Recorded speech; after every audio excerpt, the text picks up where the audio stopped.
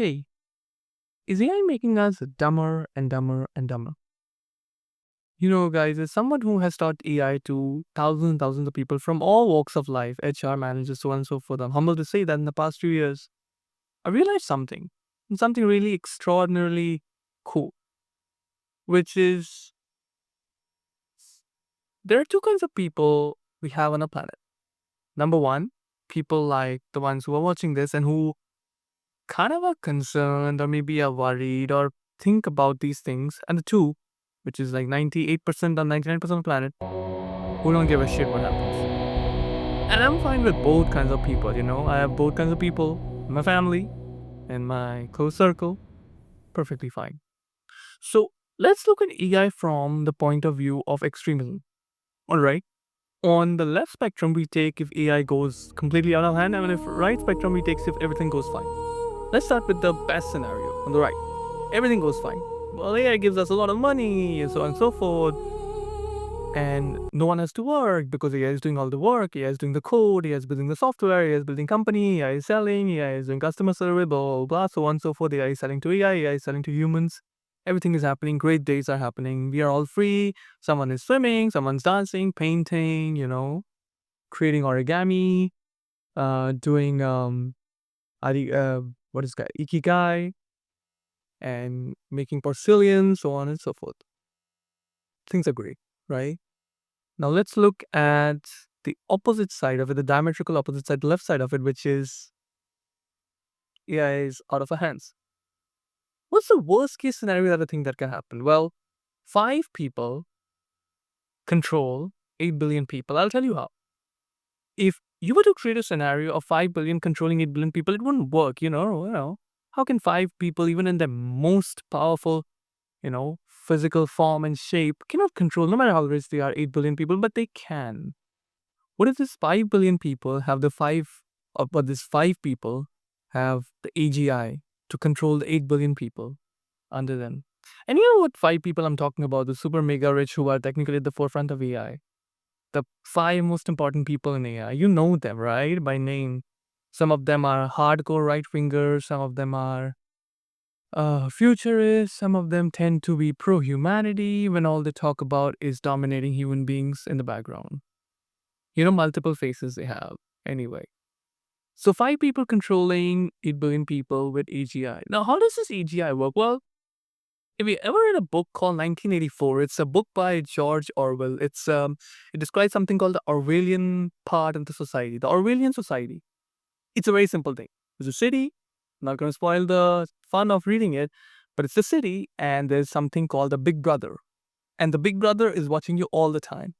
It's kind of like a surveillance city of China, but China is baby because the surveillance system in China doesn't do any harm yet. It keeps an eye on you, digital verification, so on and so forth, a big database of all its citizens, but it's not that bad yet. But this is different.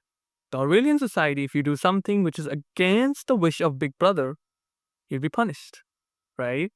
You would have to pay the price. There would be consequences. There would be repercussions. Now, think of a Big Brother as an AI, right?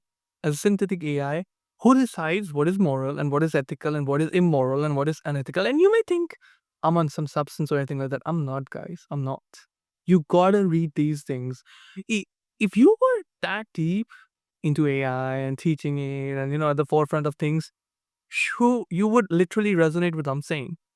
This is not about firing software engineers or designers or replacing the AI. Those things are behind us. Those things are happening in the background. That's not important. I mean, that is important, but that will not destroy the human fabric or humanity as we call it. What can do that is this Big Brother concept. So back to the Big Brother thing. There's this Big Brother, which is AI, is decide what is good and bad, and it punishes you. Well, how would it punish you? Well, remember one thing, and I said in the best case scenario, you don't have any work left. So you are dependent on the government or the so-called 5 best people who are controlling these AI Big Brothers. So you get an income, which is called the Universal Basic Income, called UBI. Everyone gets it so that they can fund their dreams, passions, whatever. It's a basic amount of money. Uh, Maybe for some it's good, maybe for some it's not, but it is a good amount of money. And this is where the trick happens, because this money that you're gonna get, you're not gonna get it in cash, because no cash is gonna exist. You don't need cash when you don't even have an human-based economy. It will be all tokens. Now, what kind of tokens? Give me a moment. Well, the thing with tokens is it is digital based thing, it moves from one wallet to another. So from the wallet of the consumer to the wallet of the producer. It moves from token to token. And the big brother, because you are not good, is not gonna be good to you. It's gonna block your token and it's gonna block your wallet. Once it blocks your wallet, you have no other way but to follow what it says or stuff. Now I know, guys, it all sounds very dystopian, and I completely understand. I completely understand. It may sound dystopian and perfect if you don't trust them. Perfect. Good if you don't trust them. Maybe I'm crazy. Maybe I'm not. Let's get to the next parts of the surveillance city system, what we call. So there's this big database. Database is basically, guys, think about it like a digital register. It has all your details, my details, right? Social security number, it's in a big database, right? In India, we have something called it's a digital identification number, which is kind of like social security. It technically is a 16 digit, I guess 12 digit something. I don't even know. But I have it. Yeah. So it actually tells you that, yeah, you're a citizen of this country and so on and so forth. Now, that number is in a database and all the information is in a database. This is where the game begins, because you will be given points for every good thing that you do. For example, following the big brother, following the rules, being a good citizen, following the basic ethics that you should, you'll be given a positive point. And for every rule you break, for example, jaywalking, for example, being arrogant, for example, debating something that you didn't like, for example, asking for free rights and free will, you will be punished. You like that? Now, let's stop this thing and let's move parallelly to Japan. Someone brought this into my attention a few weeks ago. In Japan, there's this company which makes artificial digital wives. Yes, you heard that right. Let me repeat that. Artificial digital wives. Yeah, wife, the same woman you marry and have babies with. But it's artificial, so you can't do that yet.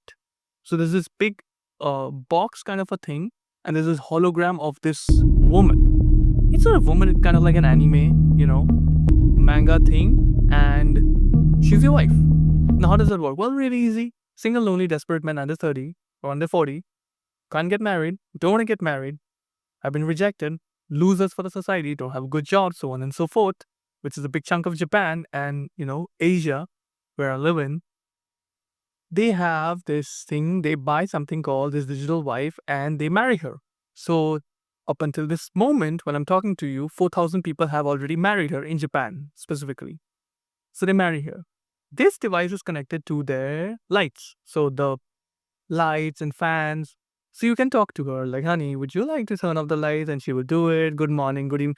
Like you talk to your real spouse in your real life, she can do all of that, except for some stuffs which can't happen yet. She can do all of that. Now, why was this made?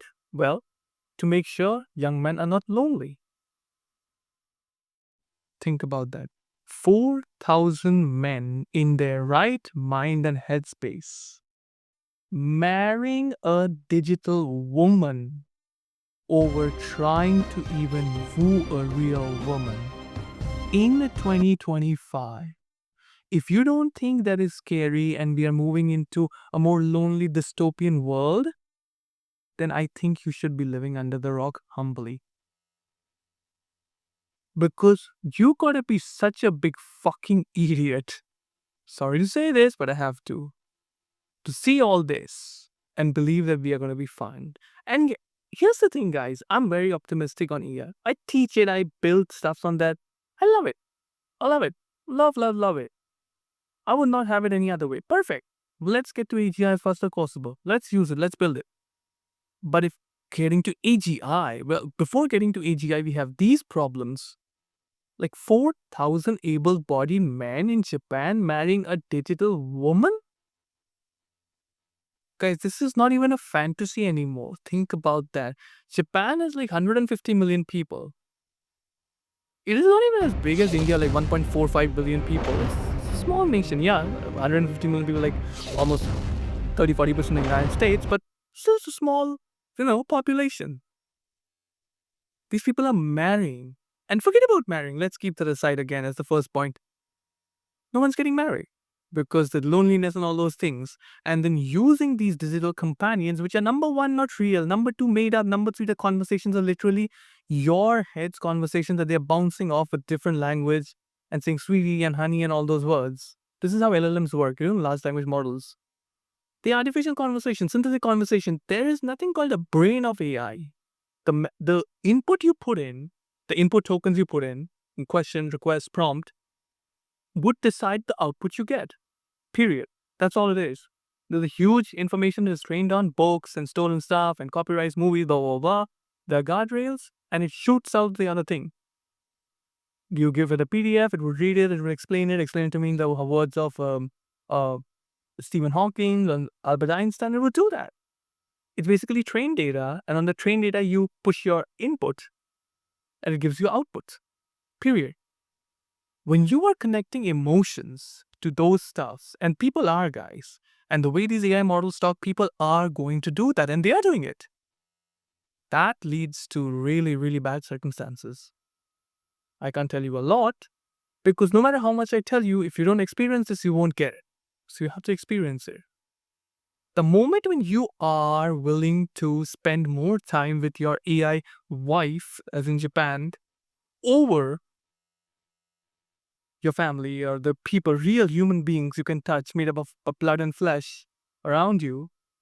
And when this happens not once or twice, it's insane people, you can call them off, write them off. 4,000 men, 4,000 plus men have married and have had a marriage certificate with these digital wives. Oh, we gotta fix it. Or maybe we can't. Maybe we are past that situation, you know? So, yes, I think AI is making us dumber. Maybe it is. Maybe AI is making us smarter. Because, not gonna lie, I'm learned a ton with AI, and I'm still learning and learn forever. But is it worth it? You tell me. Thank you so much for watching, and I'll talk to you soon.